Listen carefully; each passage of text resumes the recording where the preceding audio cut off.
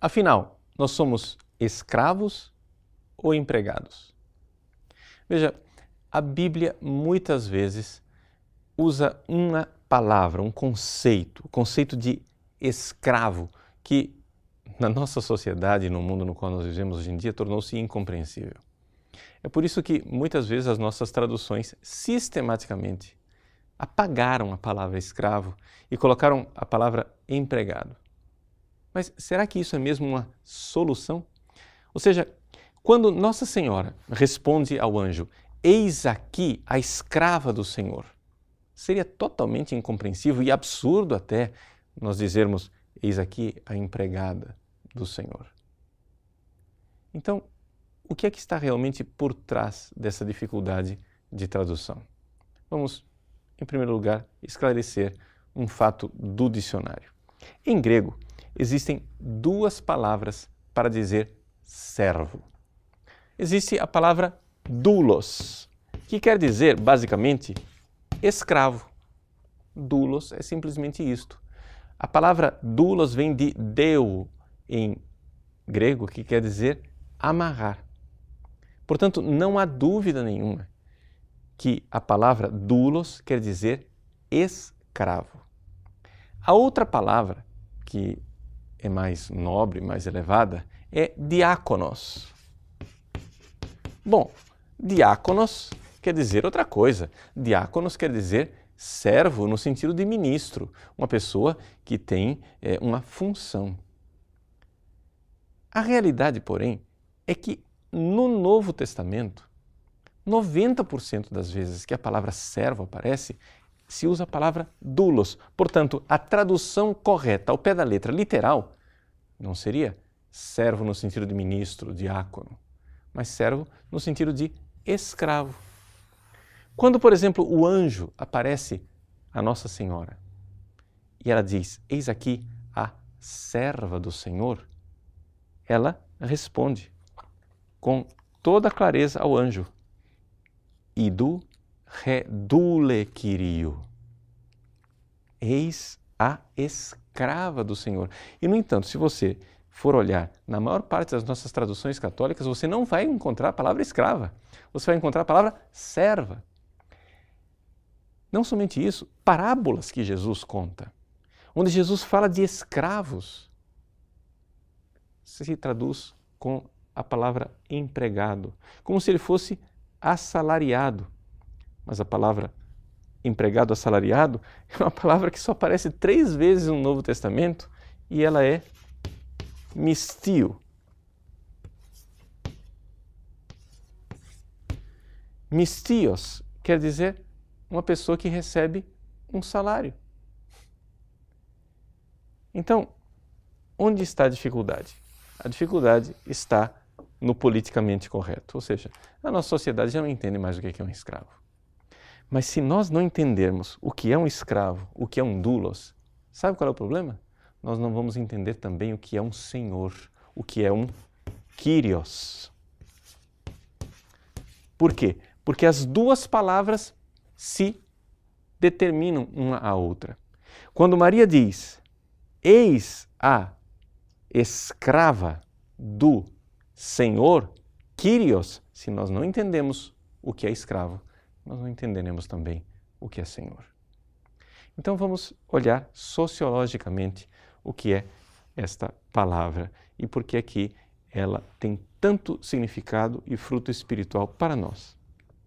Veja, primeiro, vamos ser científicos. Aquelas pessoas que duvidam dessa interpretação, por favor, vamos consultar. Existe um famoso dicionário teológico do Novo Testamento, elaborado por um senhor chamado Gerhard Kittel. Né? É o famoso Kittel. Né? É o dicionário teológico do Novo Testamento. A obra originalmente está em alemão, mas também está à disposição daqueles que quiserem em inglês e que têm dificuldade com o alemão. Também existe uma tradução italiana, se não me engano. Bom, se você for olhar nesse dicionário de 10 volumes, que trata as palavras principais do Novo Testamento com longos artigos, existe um longuíssimo artigo dedicado à palavra doulos. E a conclusão que se chega depois desse longo artigo é a seguinte, que doulos quer dizer escravo, ou então quer dizer escravo, ou então quer dizer também escravo. E não tem solução. Esse negócio quer dizer escravo. Ou seja, uma pessoa que é propriedade de uma outra. Uma pessoa que não é livre, uma pessoa que faz parte do patrimônio da outra pessoa. O que é então um escravo naquela sociedade, na sociedade na qual Jesus viveu? Vejam, nós temos uma visão de escravo marcada um pouco pela campanha, né, anti-escravagista, abolicionista aqui do Brasil. E, claro, é evidente, a abolição da escravatura foi uma obra política importantíssima, maravilhosa, não temos dúvida disso. Só que colocar a escravidão na época de Jesus debaixo dessa luz distorce tudo. Como era a escravidão na época de Jesus? Veja, os escravos, se eles tinham bons senhores, bons mestres, bons proprietários, muitas vezes eles viviam uma vida superior à dos homens livres. Isso pode parecer para nós escandaloso e estranho. No entanto, esta é a grande realidade. Ou seja, o que mudava e definia o status social e o estilo de vida do doulos, do escravo, era quem era o seu senhor. Havia senhores que eram tão bons, tão misericordiosos e tão compassivos que promoviam os seus escravos de tal forma que os escravos eram, por exemplo, letrados. Eram pessoas que tinham uma altíssima formação e, às vezes, até uma formação intelectual superior ao seu próprio mestre.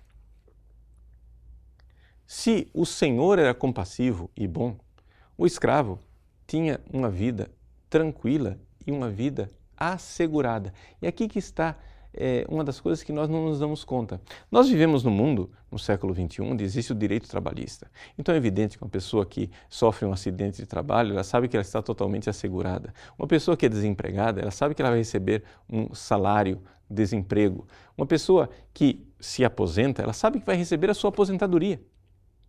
Nada disso existia na época de Jesus. Uma pessoa que fosse livre, não é? Como por exemplo São José, carpinteiro, uma vez envelhecido, se ele não pudesse mais trabalhar, ou esta pessoa juntou dinheiro durante a sua vida, coisa que não era fácil, porque às vezes só dava conta de sobreviver, ou essa pessoa juntou dinheiro durante a sua vida, ou ela, na velhice, estava fadada à mendicância, ou seja, a pedir esmolas.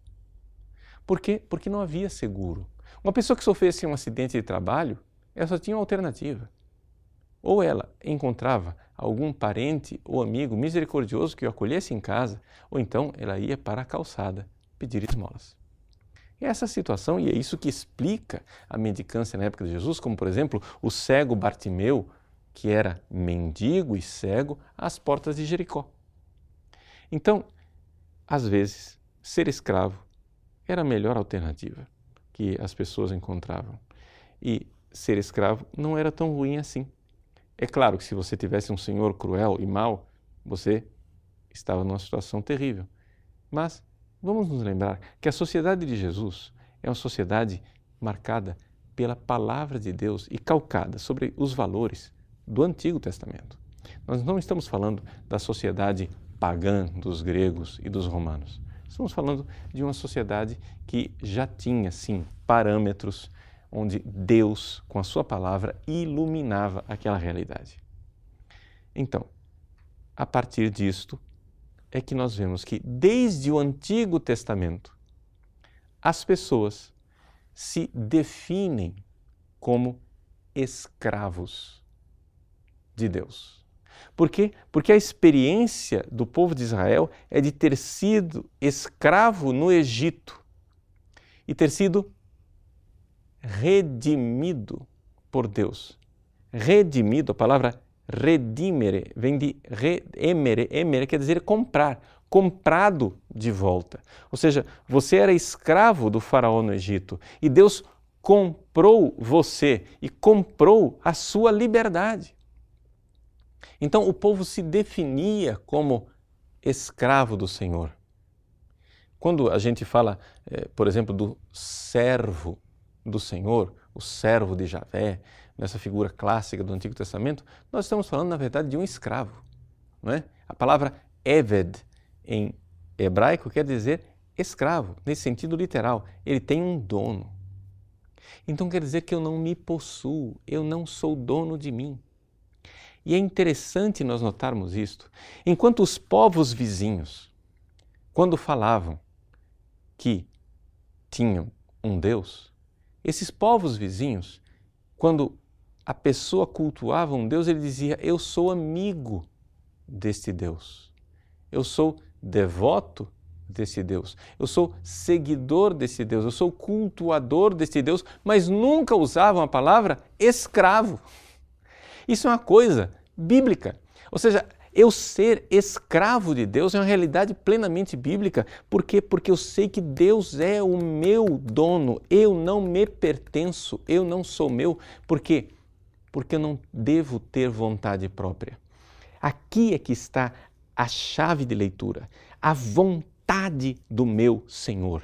Eu não tenho a liberdade de autodeterminação do jeito que eu gostaria de ter se eu fosse simplesmente uma pessoa livre. E então aqui é que vem a maravilha. A maravilha bíblica, a maravilha espiritual que nasce dessa realidade é exatamente esta, que quando você se coloca como escravo para servir o seu Senhor, ali você descobre que é mais livre do que antes. Não é? O adágio medieval aqui cabe plenamente. Servire Deum, regnare est. Servir a Deus é reinar. Ou seja, quando eu sou escravo de Deus, na verdade, quando eu me entrego a esse Senhor, eu saio muito melhor do que antes, livre, longe dele. Embora a palavra doulos não esteja lá no original da parábola, nós podemos então entender aquela experiência, não é, do filho pródigo, no capítulo 15 de Lucas. O filho pródigo quis liberdade, mas o que ele encontrou no fim da linha foi a escravidão, de não poder comer nem mesmo a comida dos porcos. Ele estava numa situação pior do que a dos porcos. Ou seja, era livre, mas estava pior do que os animais mais impuros. No entanto, ele caiu em si, disse: vou voltar para a casa do meu pai. E ali, na casa do pai, mesmo como trabalhador assalariado, e aqui sim a palavra trabalhador assalariado é usada na parábola, ele diz: eu vou lá como trabalhador assalariado e dizer: meu pai, trata-me como um trabalhador assalariado. E o pai o resgata para a dignidade de filho.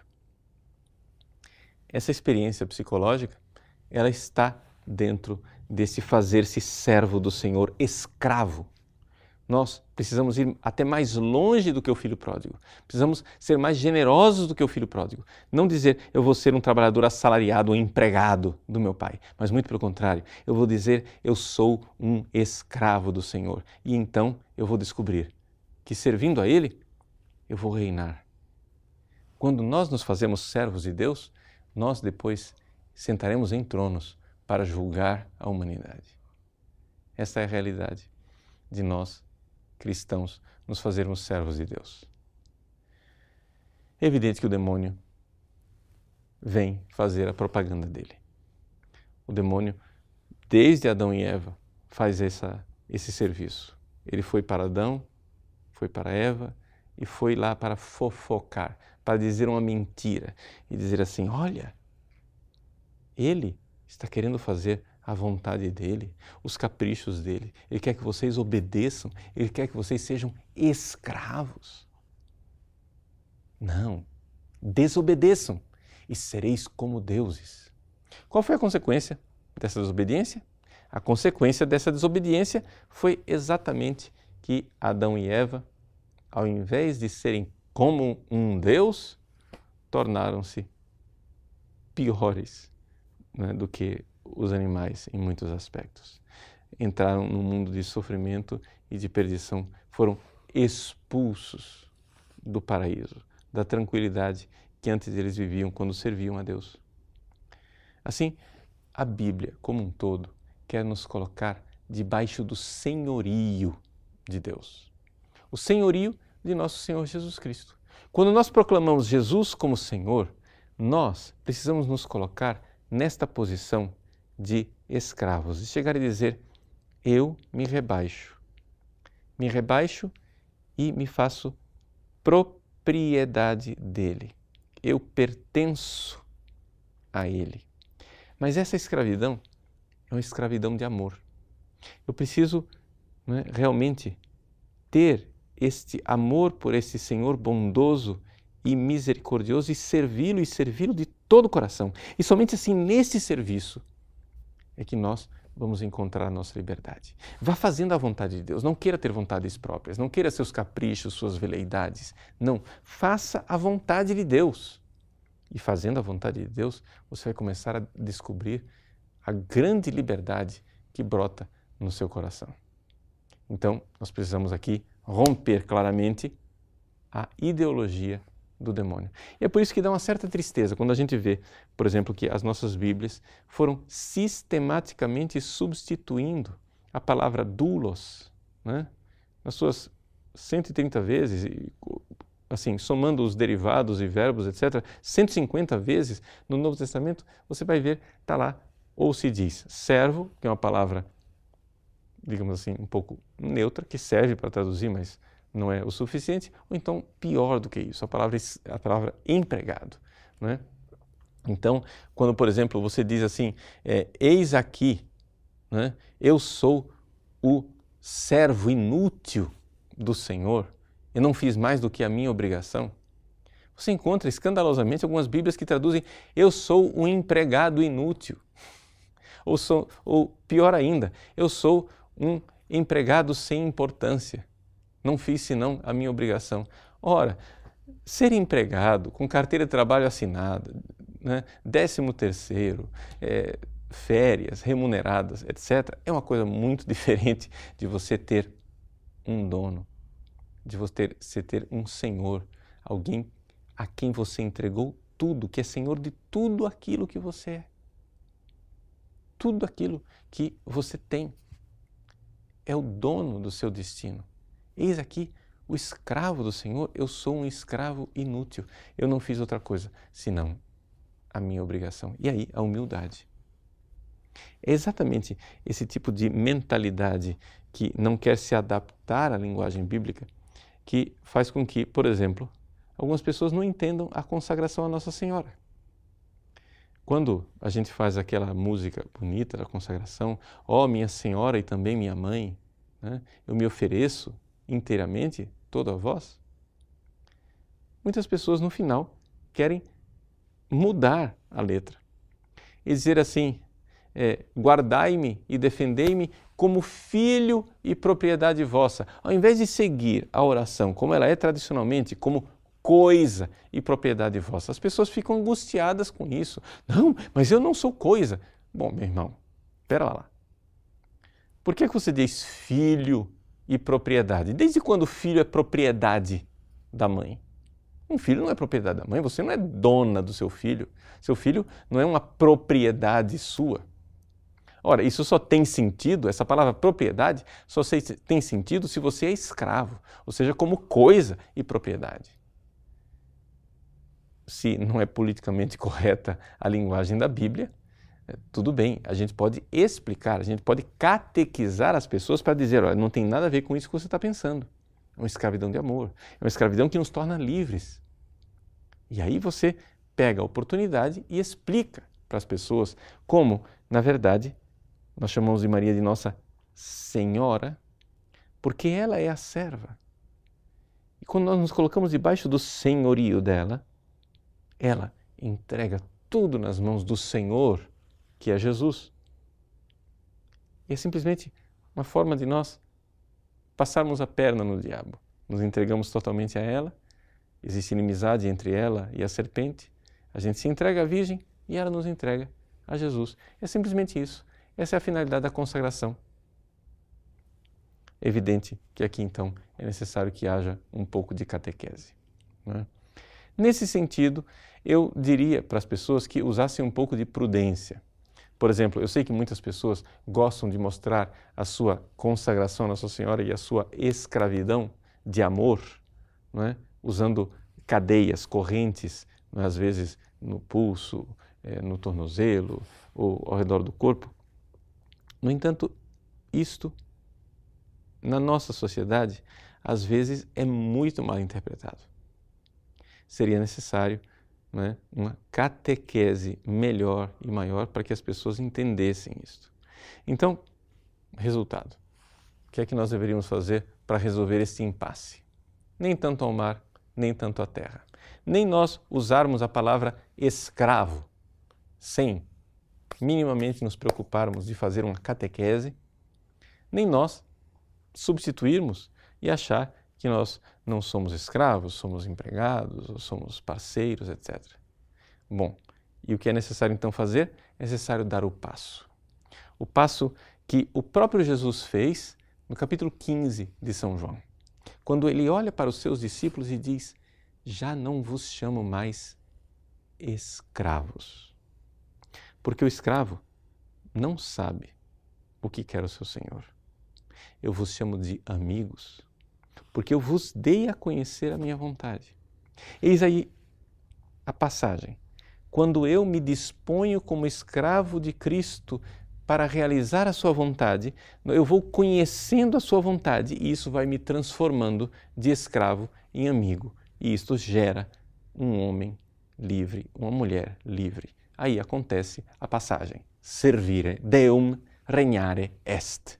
Se você se põe como escravo, aquilo lá, na realidade, te coloca numa dignidade altíssima de quem vai sentar um dia num trono para julgar as nações.